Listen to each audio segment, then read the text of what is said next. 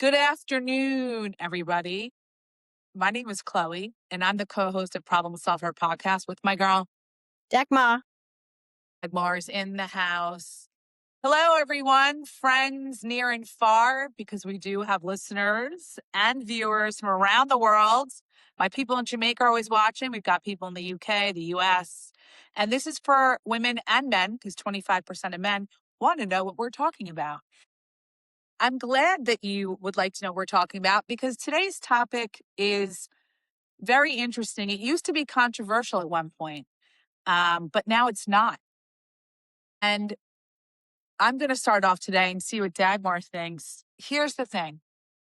Today, in this world that we live in with technology and AI and all these things, and everything is evolving, the times have changed. Women are in bigger careers than they've ever been. Women are single. Some women don't have children. Some women just have pets. Some women don't want to get married at all. Some women have had it with men. A single woman is the topic today. What does that actually mean?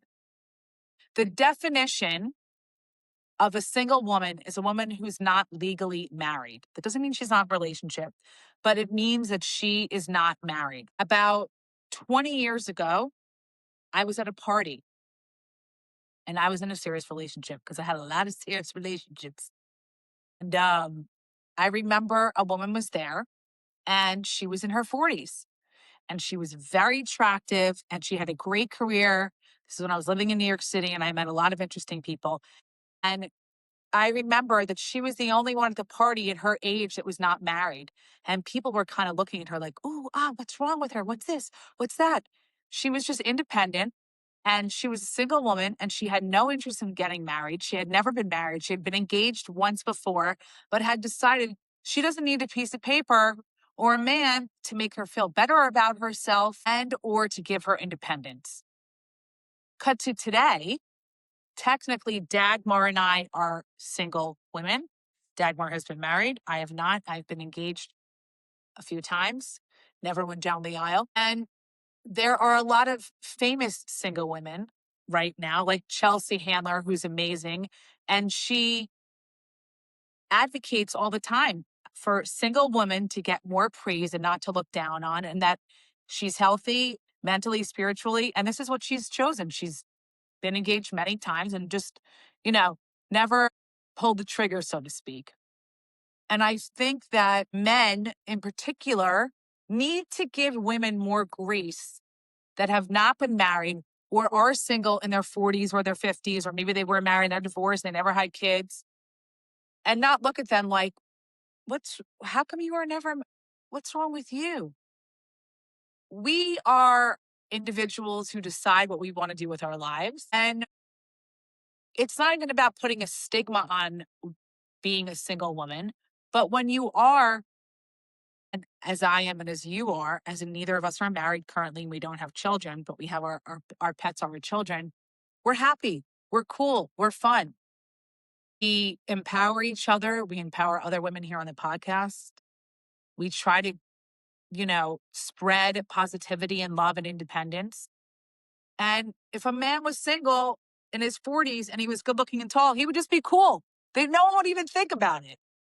So I'm curious, Dagmar, maybe this is something that you've never even thought about or it doesn't affect you. Not that it affects me. I just find it interesting that it took so many years for people to accept and not think it was a big deal. So you shared the topic with me in advance, so I had a chance to think through it. So there are two aspects. One aspect is coming from a culture where I come from, you naturally want a partner because that's just how it's in your mindset. So you don't want to be alone. You want a partner. Mhm. So really, most of my life, I had a partner. Like as a teenager, like you, I had serious relationships and then I was married.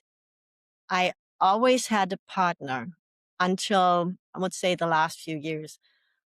And what I learned in the last few years is really it's important that you're first happy with yourself so that you can be a happy partner to your partner. Because if you're not happy with yourself, then you attract the partners who fit your energy. And a lot of times, if you're needy and if you need to belong to a partner, you attract the partner who has the same need, but it's about the need, right? It's not about you as the partner. Or you attract the opposite, that the other person or the man is feeling you're seeking and enjoys the seeking, but is really not needy.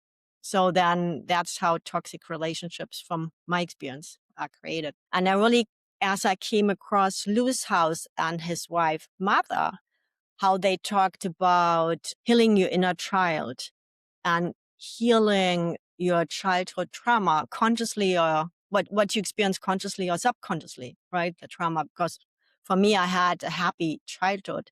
Doesn't mean I don't have triggers from my childhood. Doesn't mean I didn't need to work on a healthy attachment style, right? So really what at this phase in my life, I realized, and with David Giham, what he's talking about, I need to be happy and grounded with myself and love myself, that I'm able to love a partner fully how they are, without meeting somebody I feel attracted.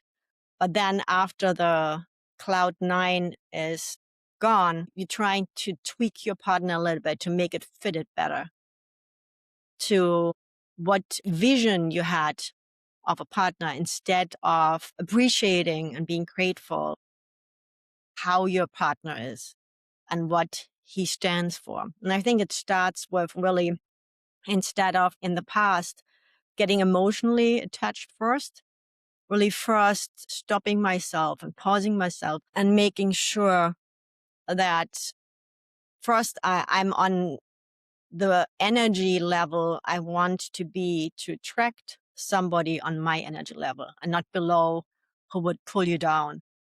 And the other thing is asking the right questions, right? So like for me, what's your goals in life? What's your passion? What's your ethics? What do you expect from life? And what is your lifestyle? What's your life situation you're seeking if you don't have it yet? So things like that. Does it make sense to you? Yeah, it absolutely makes sense. I mean, I agree with everything you're saying in terms of what being a single woman means to you, as opposed to being in a relationship, are two different things and how we view it. But I do agree that relationships, I'm talking strictly personal relationships with a significant other, not family, not friends. They are very difficult in the sense that they take a lot of work and a lot of nurturing, and you have to put in a lot of effort and you have to be selfless a lot of the times. I am in a situation where I'm kind of in the limbo phase. You know, I've been with someone for 9 years and we've had breaks, and almost 9 years.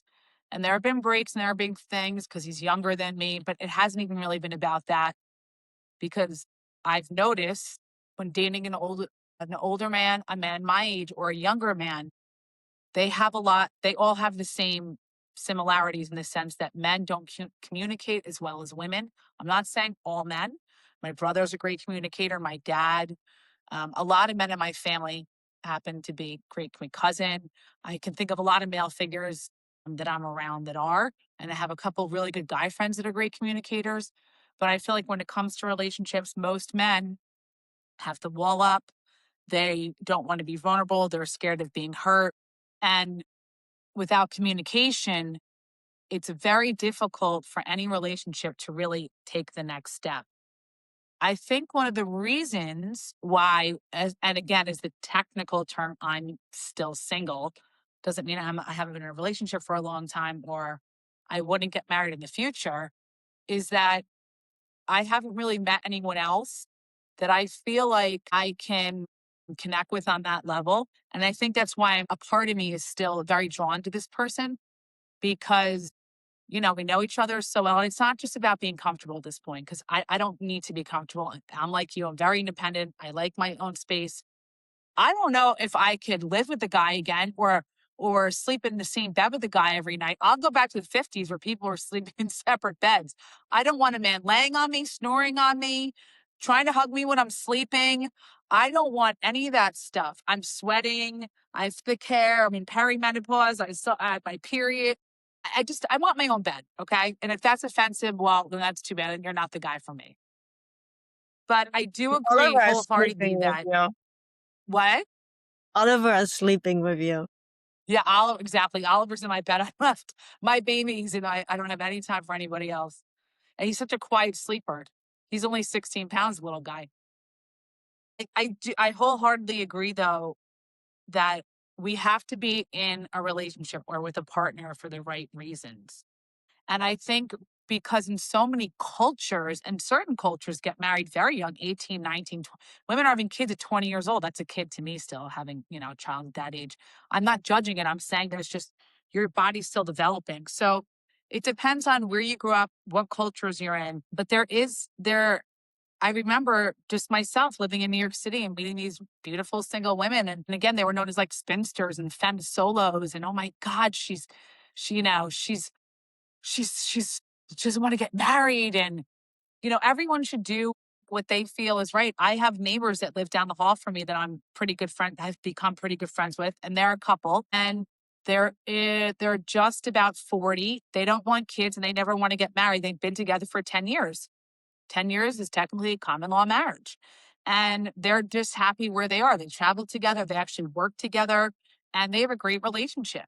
So I think it depends on the individuals, but women, for whatever reason, if a woman is single, it's such a big deal. A guy, he's cool on a tip, and it's like, this guy can get any girl. He's the single guy. Billy's so cool. He goes to the bars and hangs out and does whatever he wants, and he's single and watches sports on Sunday, and he can take this girl to dinner on Tuesday and this one on Friday. The guy's awesome. But when it's a woman, it's like, she's single. And there's a lot of judgments on it.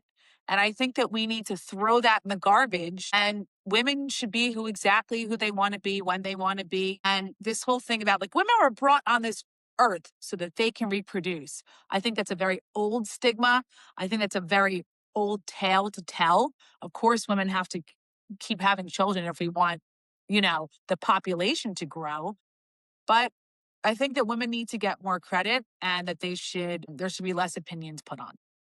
Do you agree with that? Yes. So what you said at the beginning, the stigma of a single woman 20 years ago Yeah. to now, right? Yeah. I did not experience that in my culture. Like there were always single women, single men, and they were not treated differently. What it is for me personally, 20 years ago, I could not have not a relationship. I would have only fulfilled and complete with being within a relationship. And so now, by going through this process of healing myself, inner child, generational trauma, attachment style, I feel my inner peace and I'm good with being on my own.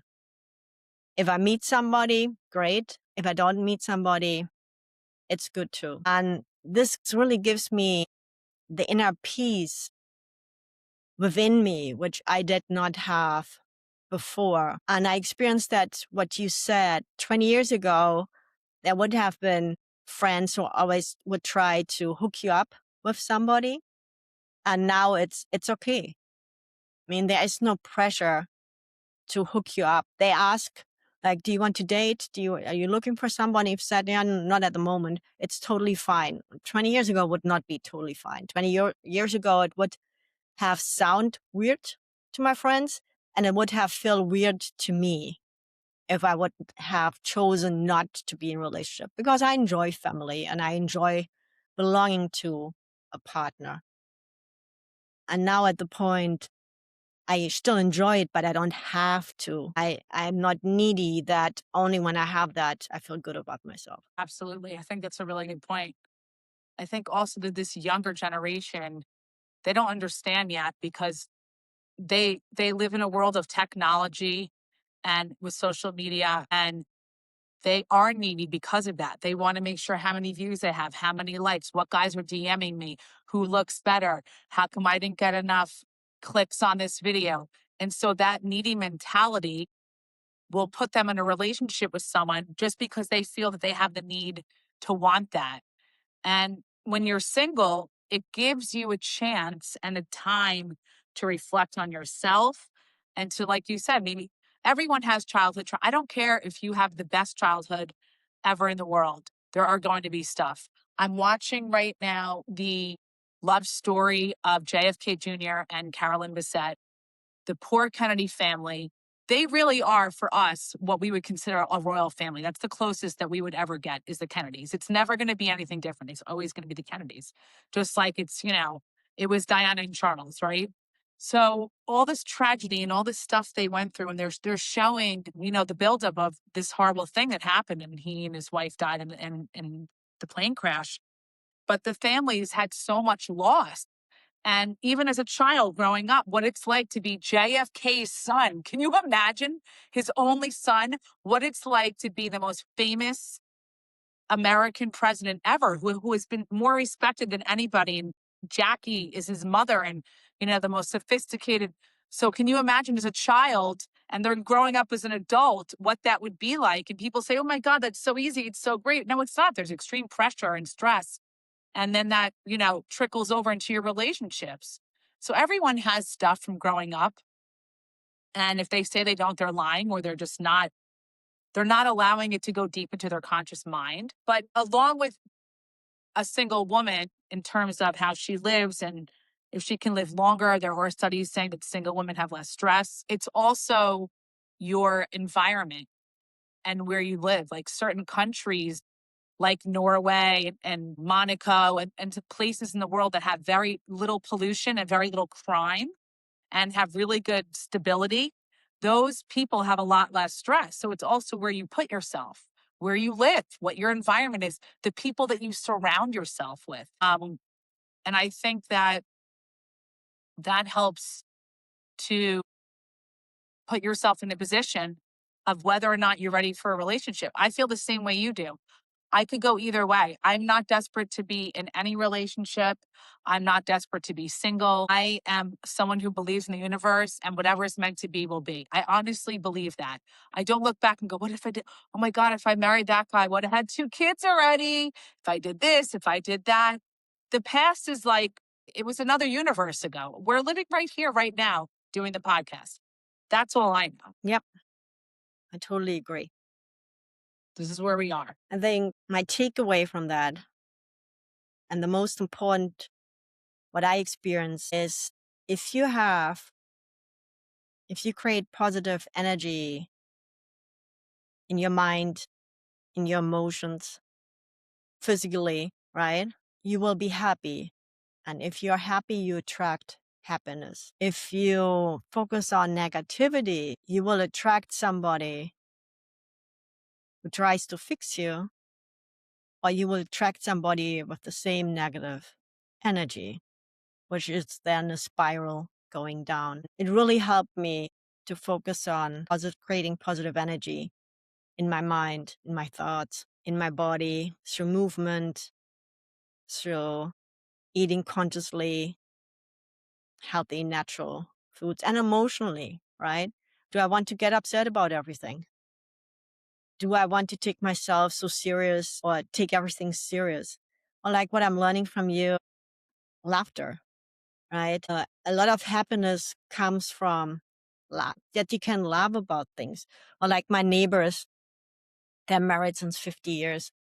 And their marriage is really based on laughter. They can laugh together about when they say something which is perhaps a little bit sarcastic, or when they do something where the other person doesn't agree with. They can laugh together about it instead of criticizing or jumping on it or hurting and things like that. So, long story short, having the awareness of where you are and making conscious decisions of who you want to be as a single woman, for me, helps to reach your goals or results you want to have in your life, all right? What lifestyle do you want? What environment do you want to live in? What is it who you want to become or who you are? Absolutely. About laughter, there are a lot of studies, and the Dalai Lama said this. The key to a long life is laughing every single day, even if it's for 1 second, even if you're in the shower by yourself and you remind yourself something funny you said.